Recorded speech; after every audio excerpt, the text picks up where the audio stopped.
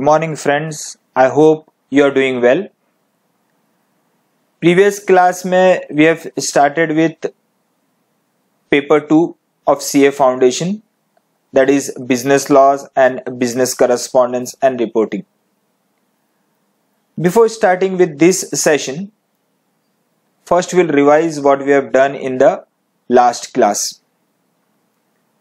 पिछली क्लास में we have seen that के बिजनेस लॉज में आपके सिलेबस पर्पस के लिए दे आर कवरिंग 5 एक्ट्स.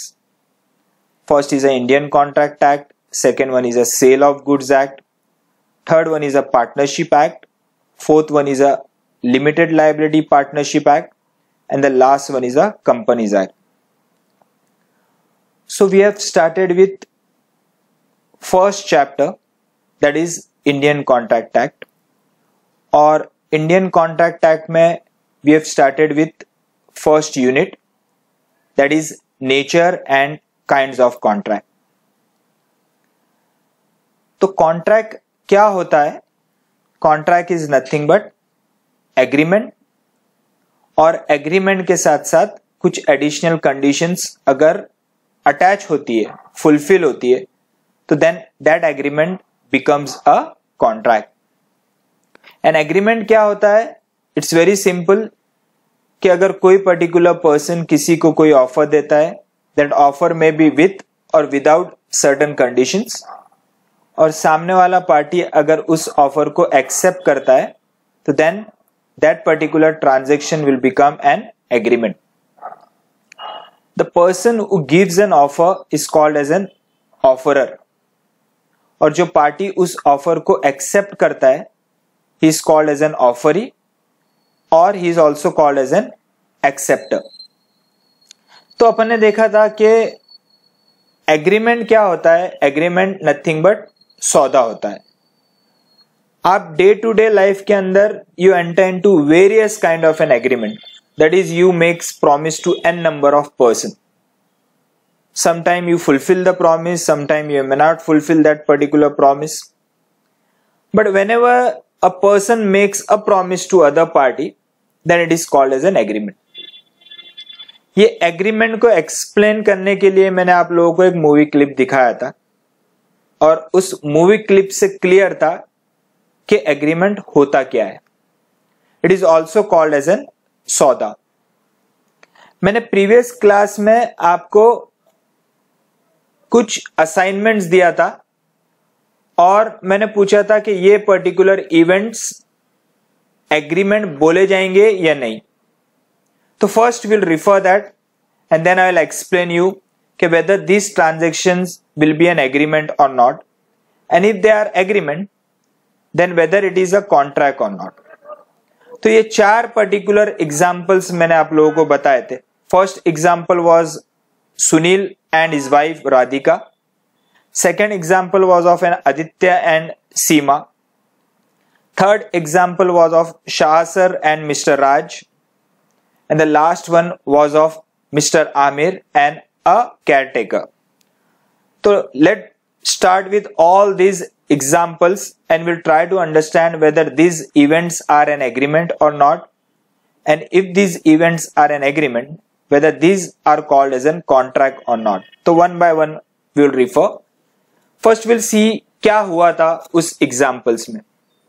तो first example was of Mr. Sunil और उनकी wife Radhika.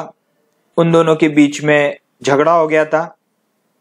In order to obtain a peace of mind, Sunil offered a gold necklace to Radhika, and Radhika in return said that he is going to accept the gold return and provide Mr. Sunil a peace of mind. So I asked you the question that whether it is an agreement or not.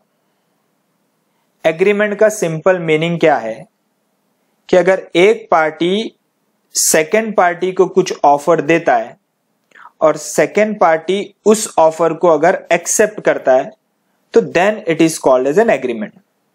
तो this is also called as an agreement. Offer क्या था कि Sunil is going to offer a gold necklace to Radhika, और राधिका ने वो gold necklace को accept करने का प्रॉमिस किया, तो there is a promise from both the side. तो whether it will be called as an agreement, of course it is an agreement, and this agreement will be called as a domestic agreement. Now the question arises whether this agreement can be called as a contract. तो contract पे move होने से पहले ये case में एक twist देखते हैं कि ये तो पता चल गया कि mister Sunil has offered something to Radhika और राधिका ने उस ऑफर को एक्सेप्टेंस दिया, तो ये एग्रीमेंट तो है, इसमें कोई दो राय नहीं है. There is no second decision as to this. Now we are discussing about whether this agreement can be called as a contract. But before moving to that particular part, let's imagine कि इसमें एक twist आ जाता है. Mr. Sunil has promised कि in evening he is going to bring a gold necklace. तो दिन भर काम करने के बाद सुनील जैसा घर में एंटर्ड होता है वो भूल जाता है गोल्ड नेकलेस लाने के लिए. तो क्या इस सर्कमस्टेंसेस के अंदर राधिका सुनील को कोर्ट में ले जा सकती है क्या? Whether Radhika can take Sunil to the court of law for not fulfilling his promise? तो आंसर हियर इज नो. क्यों नहीं?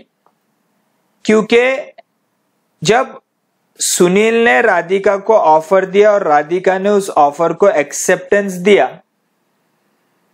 तो they have never thought that कि if the party does not fulfil the promise, other party is going to take him to the court of law, या फिर मैं उसको court में ले जाऊंगा. जैसे कि राधिका ने कभी नहीं सोचा था कि अगर सुनील नेकलेस लेके नहीं आता है तो मैं उसे कोर्ट में ले जाऊंगी.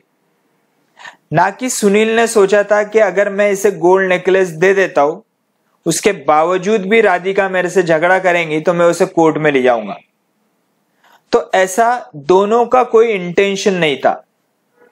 इसको इंडियन कॉन्ट्रैक्ट एक्ट में बोलेंगे कि they never intended to create a legal relation, और यहां पे इसे बोला जाएगा इन्फोर्सिबिलिटी. इसका सिंपल मीनिंग है कि at the point of agreement, if the party never intend to create a legal relation, then it is called as an agreement without enforceability. And if there is any agreement without enforceability, then it cannot become a contract.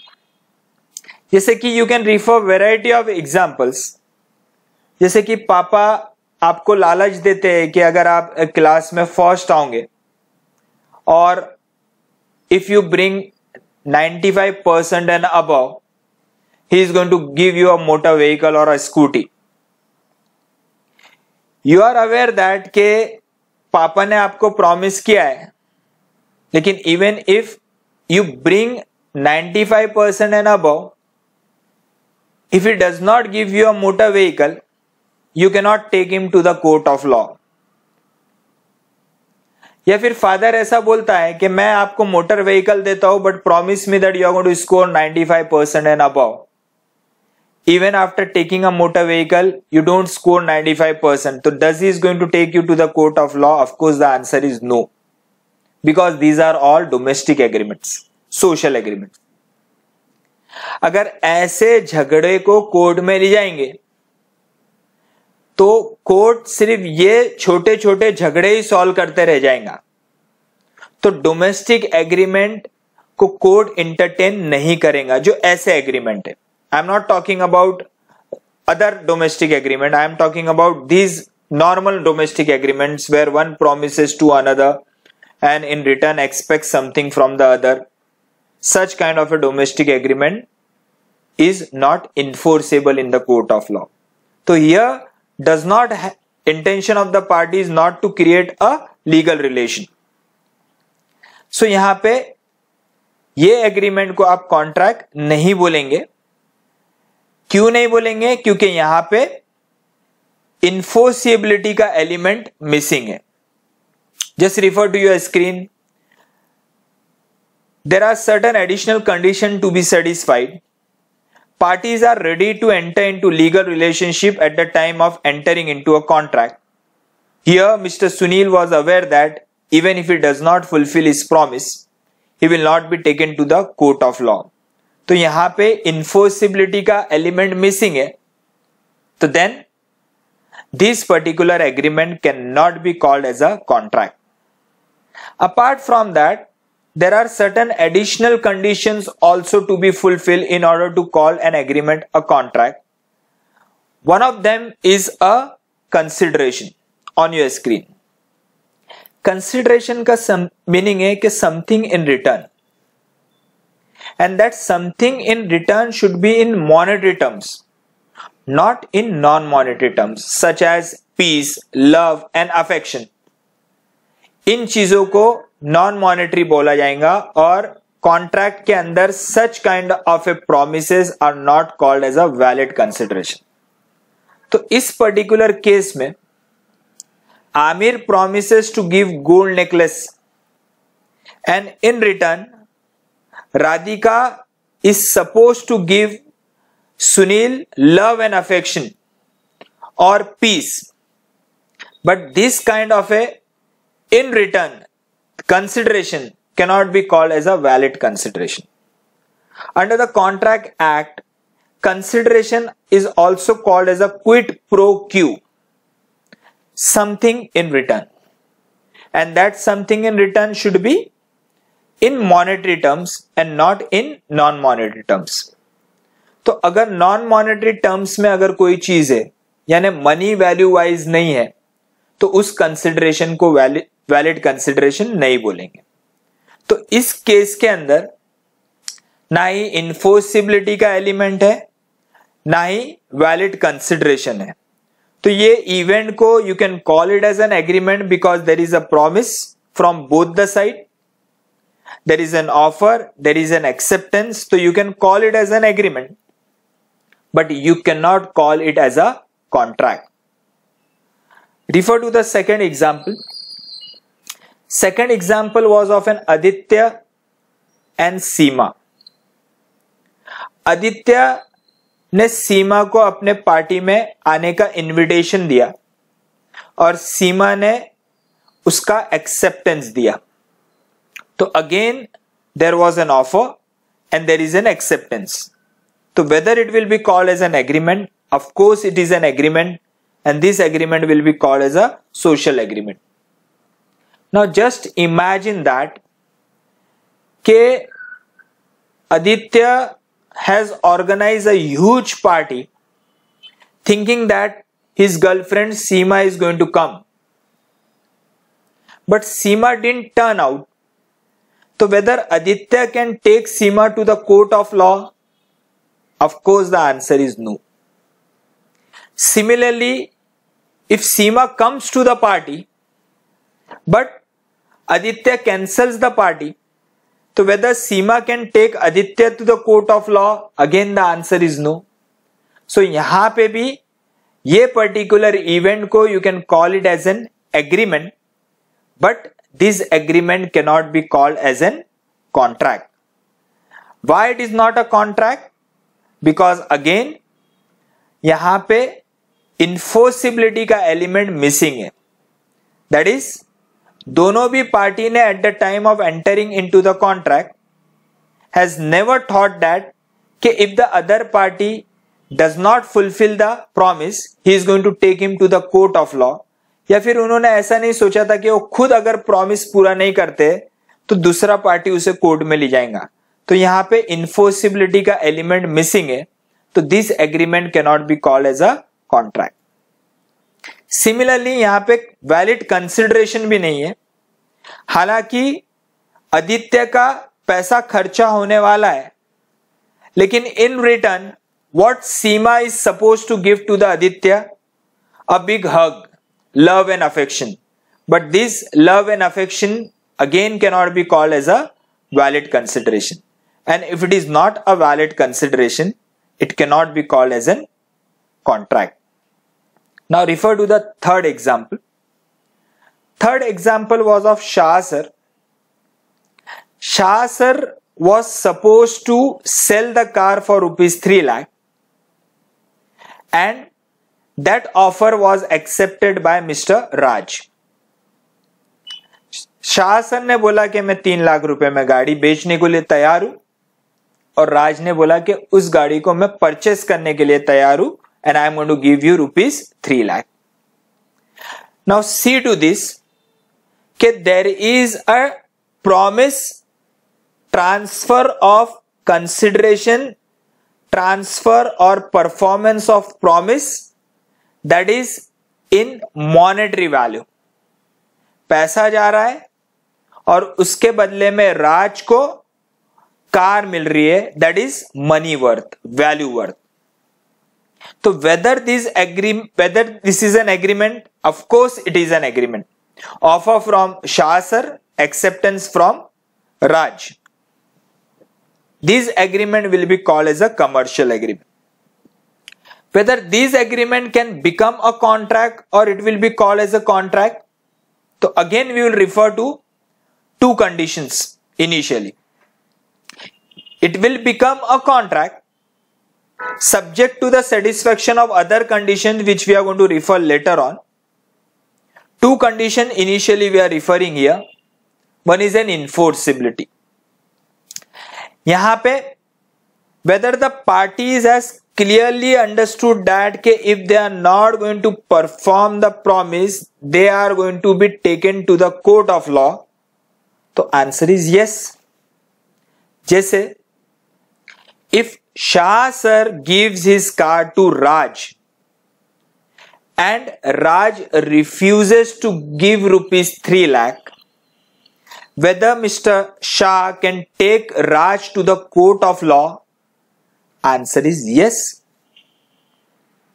Vice versa, if Mr. Raj gives rupees 3 lakh to Mr. Shah and Shah refuses to give his car, whether Raj can take Shah to the court of law? Again the answer is yes. इसका meaning है कि when these parties at the time of entering into the contract, they were aware, उन्हें पता था कि अगर we don't perform our respective promise, other party is entitled to take him to the court of law. या फिर मैं अपना promise पूरा करता और आप अगर नहीं करते हो तो I am entitled to take you to the court of law. तो here their intention was to create a legal relation. तो यहां पे इन्फोर्सिबिलिटी का एलिमेंट था. तो इन्फोर्सिबिलिटी का एलिमेंट है तो then this agreement can be called as a contract subject to the satisfaction of other condition. Second one, we were talking about consideration. Consideration is nothing but give and take, and that give and take should be in monetary terms. यहां पे एक person mister राज cash में payment दे रहा है, that is in monetary terms. Similarly यहां पे Shah sir उसे अपनी कार सेल कर रहे हैं, that car is monetary worth. तो here there is exchange of monetary worth. This consideration can be called as a valid consideration. तो यहां पे enforceability का भी एलिमेंट है, यहां पे consideration का भी एलिमेंट है. That consideration is a valid consideration and this agreement can be called as a contract. Now refer to the fourth example. Fourth example था आमिर का और केयरटेकर का. What was the fact of that example? कि मस्जिद की एक particular wall was in very poor condition और Aamir offer करता है 20,000 रुपीज का उस वॉल को रिपेयर करवाने के लिए. केयर टेकर ये प्रॉमिस करता है कि वो 20,000 रुपीज से वो वॉल को रिपेयर करवा लेगा. Now just think about that कि आमिर ने प्रॉमिस देने के बाद next day care taker Aamir के घर पहुंचता है और उसे 20,000 रुपीज देने के लिए बोलता है और आमिर रिफ्यूज कर देता है 20,000 रुपीज देने के लिए, तो क्या यहां पे केयर टेकर आमिर को कोर्ट में ले जा सकता है? तो answer is no, because at the time of entering into an agreement they never intended to create a legal relation. But whether it is an agreement, yes, it is an agreement. It will be called as a social agreement, but it can't be called as a contract. Why? Because यहां पे enforceability का element missing है. Caretaker को यह पता था कि आमिर ने प्रॉमिस कर दिया, लेकिन अगर वो अपना प्रॉमिस ब्रेक करता है तो केयर टेकर आमिर को कोर्ट में नहीं ले जा सकता है. तो यहां पे इन्फोर्सिबिलिटी का एलिमेंट मिसिंग है. सेकेंडली, यहां पे वैलिड कंसिडरेशन भी नहीं है. आमिर जो है वो 20,000 रुपीज देने वाला है. इन रिटर्न आमिर को मिलने वाला है nirvana, that is peace of mind. But I told you that peace of mind is not a valid consideration. Love, affection, peace, nirvana, meditation, this cannot be called as a valid consideration. तो इस particular case में consideration भी missing है, hence this agreement can not be called as a contract. लेकिन यहां एक important चीज note करने जैसी है इस एग्जाम्पल में कि Aamir has promise to give ₹20,000 to caretaker. अब केयरटेकर क्या करता है? सपोज कि उसे पता है कि 20,000 रुपए तो मिलने वाले हैं, वो उस वॉल को रिपेयर करवा लेता है, यानी लायबिलिटी इनकर्ड कर लेता है on the basis of promise made by Mr. Amir. Then in that case, Mr. Amir is bound to give ₹20,000 to Maulana, caretaker. Otherwise, in that case, caretaker is entitled to take Amir to the court of law. लेकिन अगर caretaker मौलाना liability incurred नहीं करता है, Amir has made a simple promise कि वो देगा, और बाद में उस प्रॉमिस को ब्रेक करता है, तो Maulana can not take Aamir to the court of law. जैसा we make an number of promises to beggars, we make an number of promises for charity. Sometime we carry out the charity, sometime we don't carry out. Even after promising, other party is not going to take you to the court of law. वो सिर्फ आप क्या बोलते हो कि मैंने promise कर दिया है और मेरे एथिक्स के लिए, मैं मोरल के लिए ये पर्टिकुलर प्रॉमिस को पूरा करूंगा, मगर प्रॉमिस पूरा करने की आपको जरूरत नहीं है. Other party can not take you to the court of law as far as contract act is concern. तो प्रिसाइजली ये चारों एग्जाम्पल को एक और बार देखते हैं. First example was of Sunil and Radhika. Agreement was a domestic agreement. यहां पे क्या कंसिडरेशन है? Valid consideration. वैलिड कंसिडरेशन, दोनों के साइड से monetary worth has to be transfer. Here there was a transfer of gold necklace, monetary worth from one side, other side के transfer हो रहा था love and affection. That is not a valid consideration. तो यहां पे consideration का element missing है. At the same time, parties have never intended to create a legal relation. So in the case of first example, it will be called as an agreement, but it cannot be called as a contract. Similarly, second example was of an Aditya and Seema. This is also a social agreement. यहां पे भी consideration का element missing है. Intention to create legal relationship नहीं है, तो ये agreement को भी आप कॉन्ट्रैक्ट नहीं बोलोगे. फोर्थ एग्जाम्पल में we have refer to Aamir and caretaker. यहां पे भी इस एग्रीमेंट को you will call it as a social agreement. Consideration का एलिमेंट मिसिंग है. there was no intention to create a legal relation. So again, this transaction event can be called as a agreement, but it cannot be called as a contract. And the third one was very important. It was about Shah sir and Mr. Raj. This event was a commercial event. It can be called as a commercial agreement. यहाँ पे consideration present था. There was a valid consideration. दोनों के side से money या money word transfer हो रहा है और यहाँ पे intention to create legal relationship है.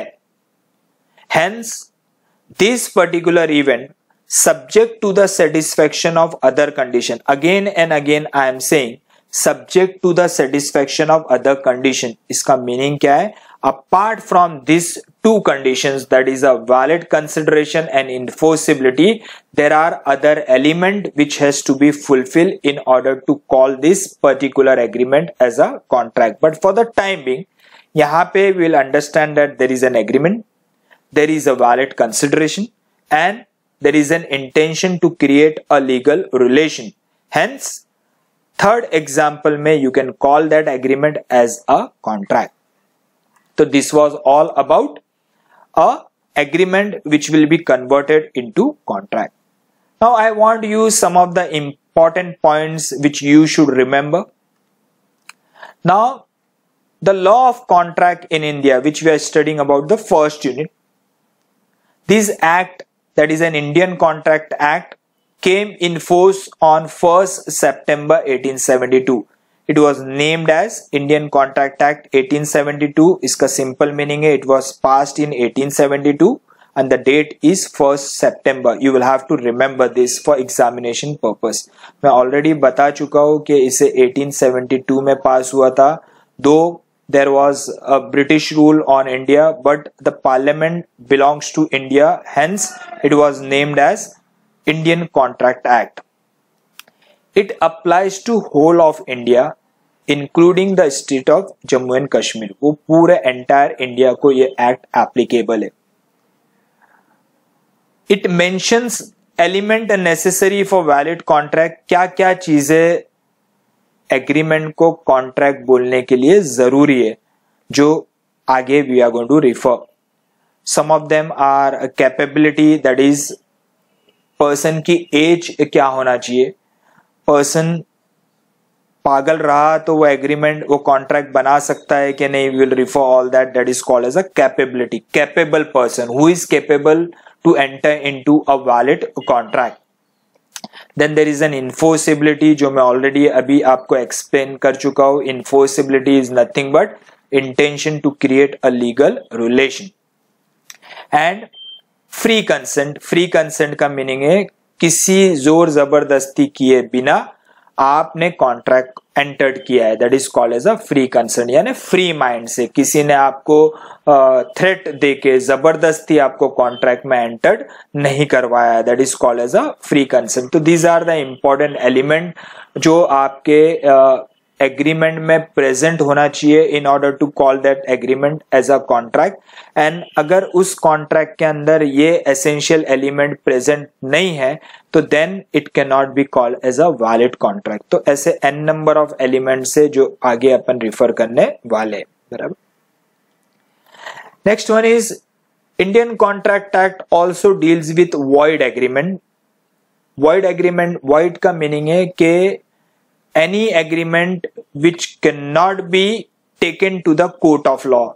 That simply means that कि अगर आप में dispute हो जाता है और अगर आप कोर्ट के अंदर जाते हो, जज के पास जाते हो और उन्हें बोलते हैं कि आप हमारा dispute solve करके दीजिए, तो वो जज आपको भगा देगा और बोलेगा कि यहाँ पे ये पर्टिकुलर डिस्प्यूट का सोल्यूशन आपको नहीं मिलेगा. जैसे अपने फर्स्ट एग्जाम्पल में was of Sunil and Radhika, उन दोनों में फाइट्स हो जाती है. एंड अगेन सुनील अगर अपना प्रॉमिस पूरा नहीं करता है and Radhika even if she tries to go to the court of law, court उन्हें भगा देगा और बोलेगा घर जाके अपना प्रॉब्लम सॉल्व करो, यहाँ पे आप नहीं आ सकते हो. तो ऐसे एग्रीमेंट को you can call it as a void agreement. जैसा सुनील और राधिका का agreement was a void agreement. Second example was of an Aditya and Seema, that is also a void agreement because वहां पे enforceability का element missing था, यानी आप court में नहीं जा सकते. तो such kind of an agreement will be called as a void agreement. Then it also deals with performance of valid contract. Performance का meaning है अपना promise को पूरा करना. जैसे कि थर्ड एग्जाम्पल में we have referred कि शाह सर ने अपना कार देने का प्रॉमिस किया है और इन रिटर्न राज ने 3 लाख रुपए देने का प्रॉमिस किया है. तो दोनों भी पार्टी जब अपना प्रॉमिस पूरा करेंगे तो then it is called as a performance of valid contract. तो इंडियन कॉन्ट्रैक्ट एक्ट इसमें डील करता है और बताता है कि किसको अपना प्रॉमिस पहले पूरा करना पड़ेगा और किसको बाद में पूरा करना पड़ेगा, डिपेंडिंग अपॉन कि वो कॉन्ट्रैक्ट किस टाइप का है. That we are going to refer later on.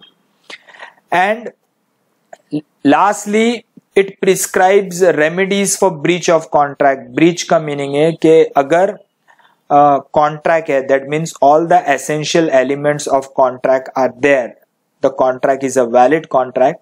और बाद में अगर किसी पार्टी ने अपना प्रॉमिस पूरा करने से इनकार कर दिया तो that is called as a breach. यानी if one of the party promise and then he denies, then it is called as a breach. तो second party, the other party जिसका लॉस हुआ है, he is also called as an aggrieve party.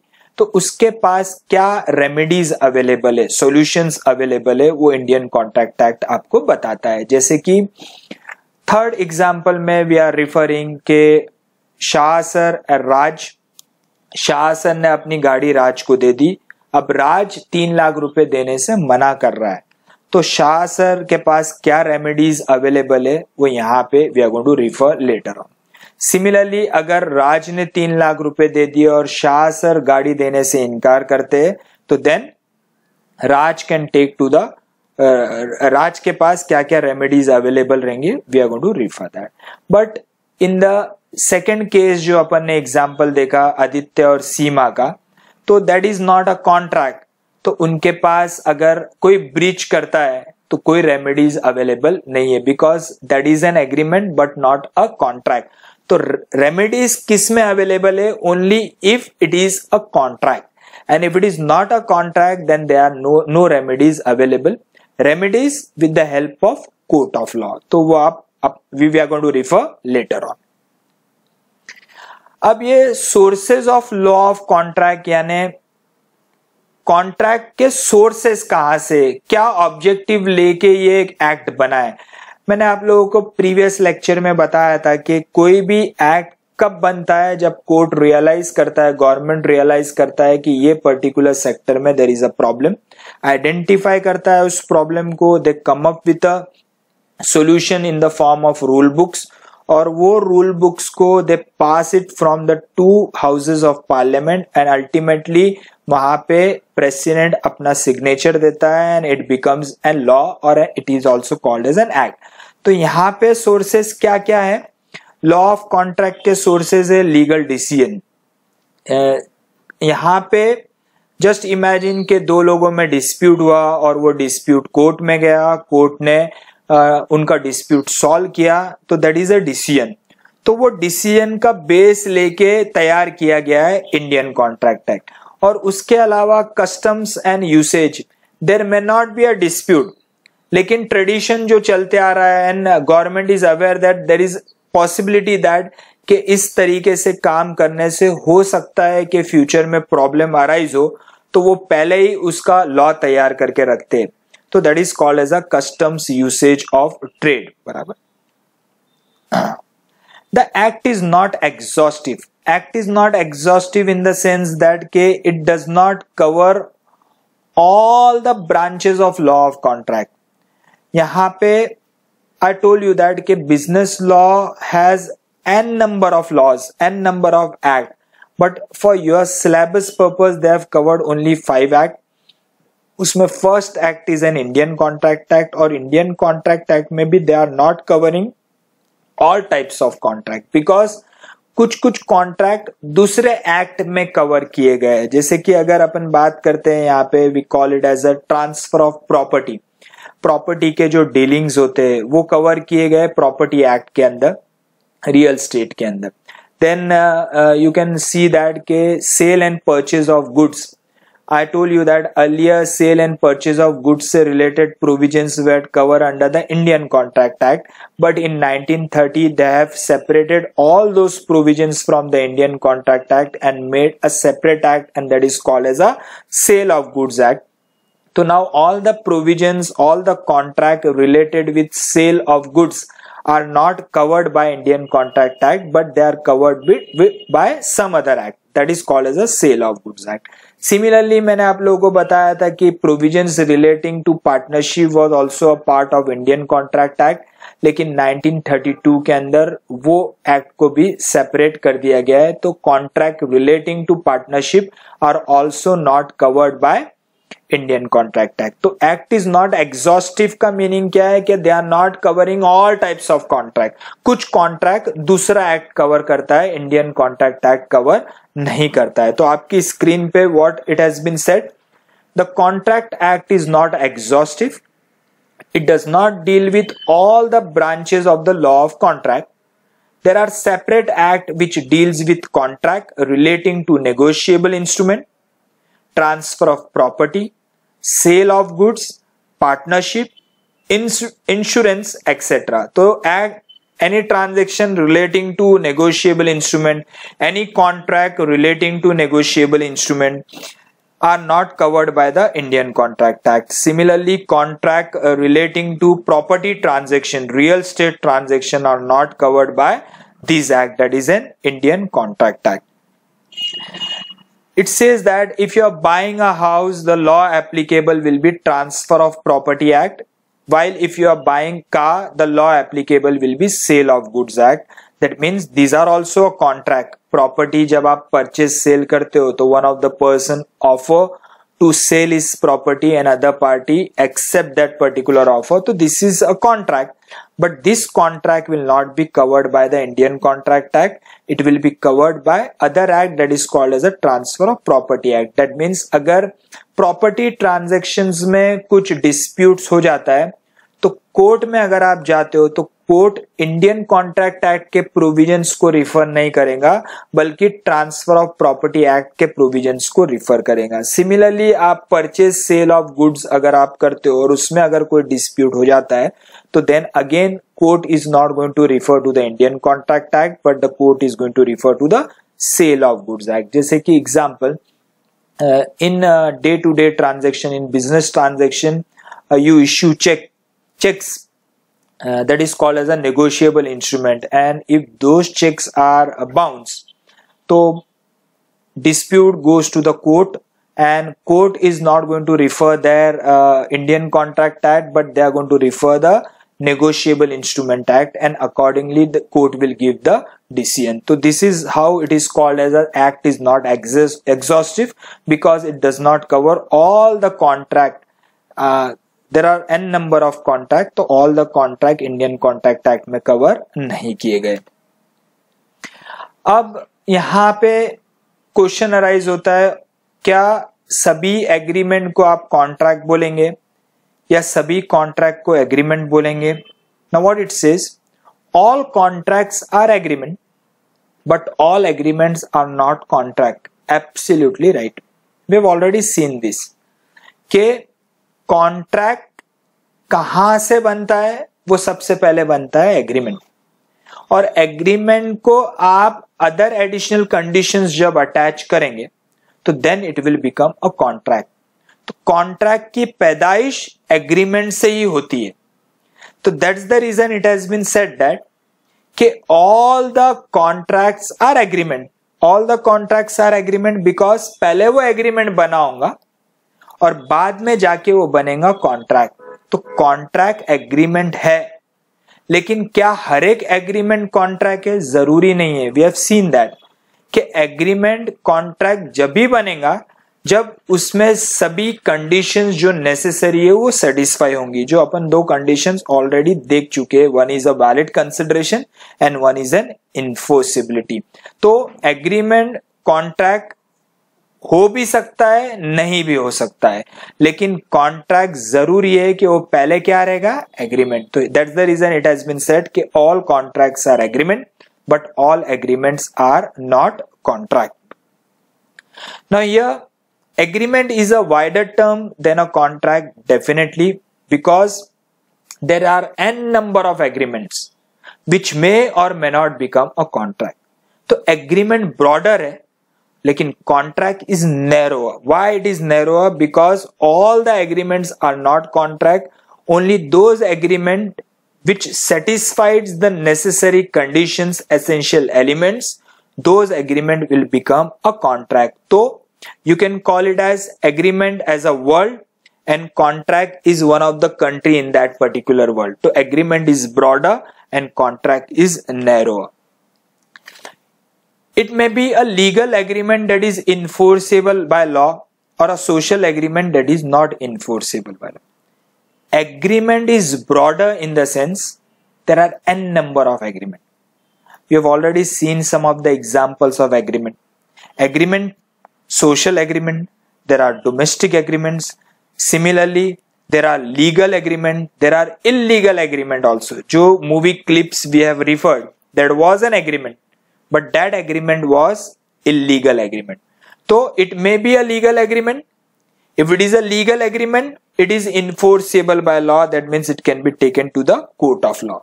However, if it is an illegal agreement, then it cannot be taken to the court of law.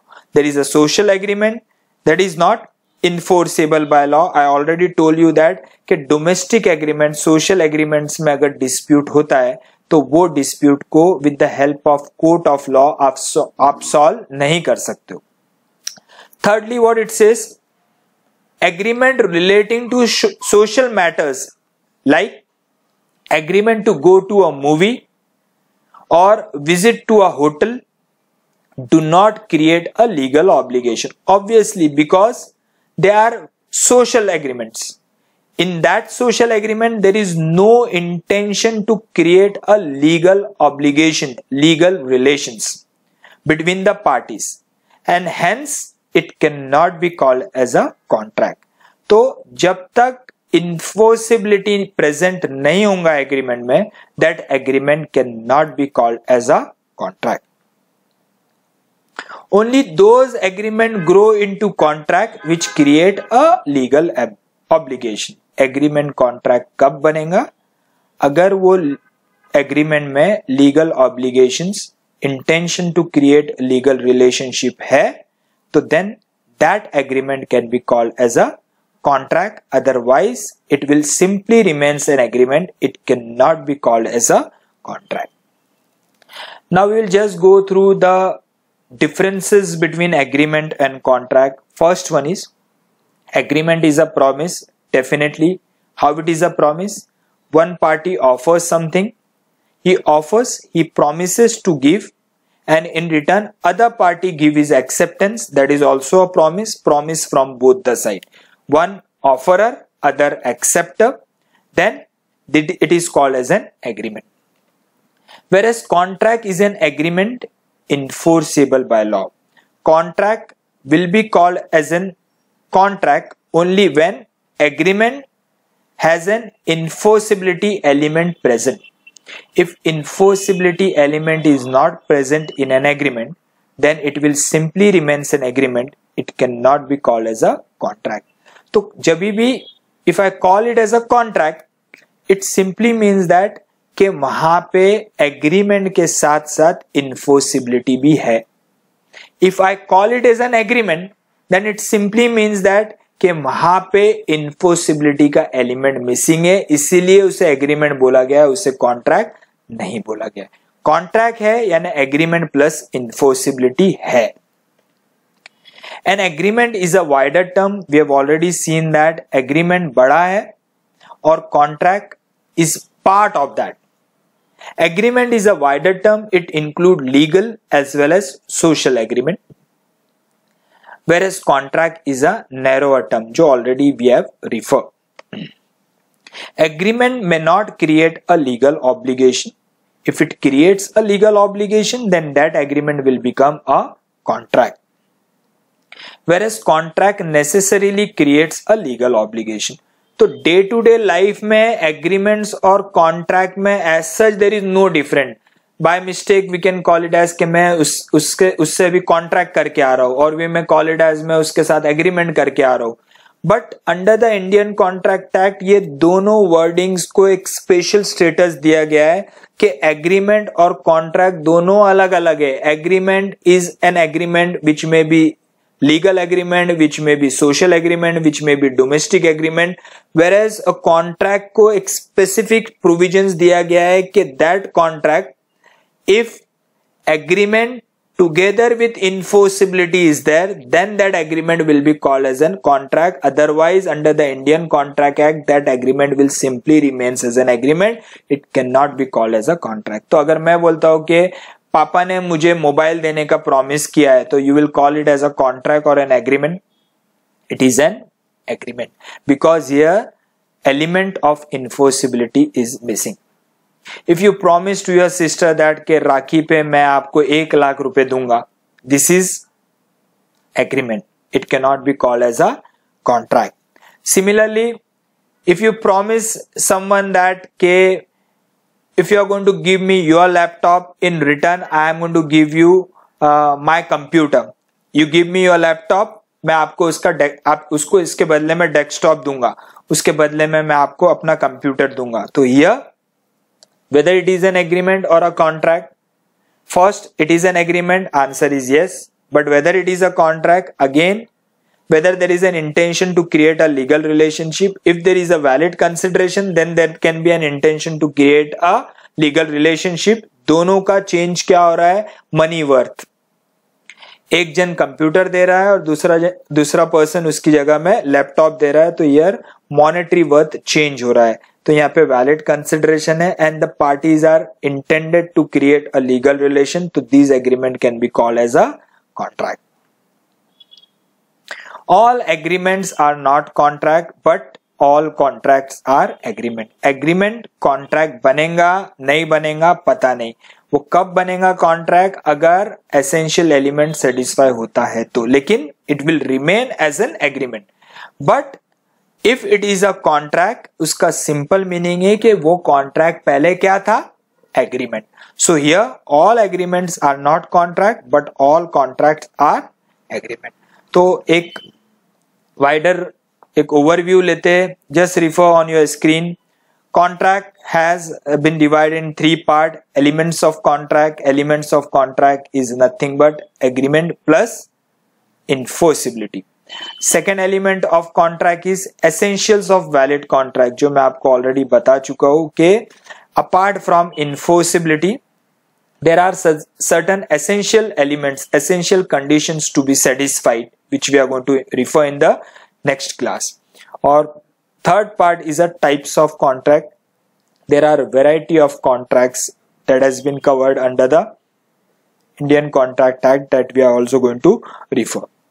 So elements of contract क्या है? 2 important elements है कि agreement चाहिए और उसके साथ साथ enforceability चाहिए. यानी अगर एग्रीमेंट है और इन्फोर्सिबिलिटी है तो it may be called as a contract subject to other 2 conditions, that is essentials has to be satisfied.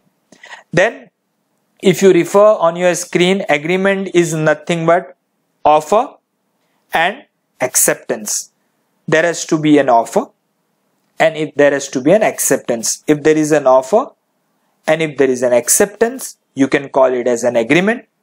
And if there is an agreement plus enforceability, you can call it as a contract.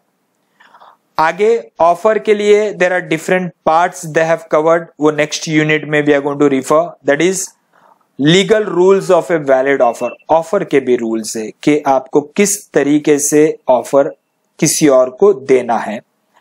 Kinds of offers, different kinds of offers. किस तरीके के offers आप दे सकते हो, यहां पे we are going to cover that. Then there is essentials of valid proposal. Proposal is a synonyms for offer. Offer और proposal एक ही है. तो यहां पे कॉन्ट्रैक्ट बनाने के लिए भी एसेंशियल एलिमेंट्स है. ऑफर को वैलिड बोलने के लिए वहां पे भी एसेंशियल एलिमेंट्स है, तो वो एसेंशियल एलिमेंट्स अगर आपके ऑफर में नहीं है तो then it can not be called as a valid offer. And communication of offer is nothing but कि आप जिसको ऑफर देना चाहते हो तो वो पार्टी तक आपका कम्युनिकेशन पहुंचना चाहिए, उसके भी कुछ रूल्स है, we are going to refer that. उसके अलावा सेकेंड पार्टी को अगर देखते हो तो एक्सेप्टर जिसे बोला जाता है, तो एक्सेप्टेंस के भी वैलिड रूल्स है, किस तरीके से सामने वाले ने अपना एक्सेप्टेंस देना चाहिए, और उसमें भी बोला गया है कि वो अगर अपना एक्सेप्टेंस देता है तो वो एक्सेप्टेंस भी ऑफरर तक कम्युनिकेट होना चाहिए। तो ये नेक्स्ट यूनिट में we are going to refer. However contract में till now we have covered only two things, that is an agreement and enforceability, कि अगर you want to call that as that transaction or that event as a contract, firstly there has to be an agreement. Agreement is nothing but there should be an offer plus acceptance. If there is an offer plus acceptance, then it can be called as an agreement. And if in that particular agreement the parties who are entering into that particular agreement has an intention to create a legal relation, that means they are ready to go to court of law in case where they don't fulfill their promise. They are aware that if they don't fulfill their promise, other party may take him to the court of law and they will have to pay the huge damages or a compensation in return for not performing their promise. अगर ऐसा intention starting में है तो then it is called as an enforceability, और अगर enforceability का element agreement में है तो then that agreement can be called as a contract. तो यहां तक सिर्फ दो चीज अभी तक अपन ने कवर किया है, first is an agreement and second one is an enforceability. Now in the next coming class we are going to cover with other essential elements of valid contract, कि कौन कौन से elements necessary है contract को valid contract बनाने के लिए apart from enforceability. We are going to refer that in the next class. Bye everyone, stay safe, good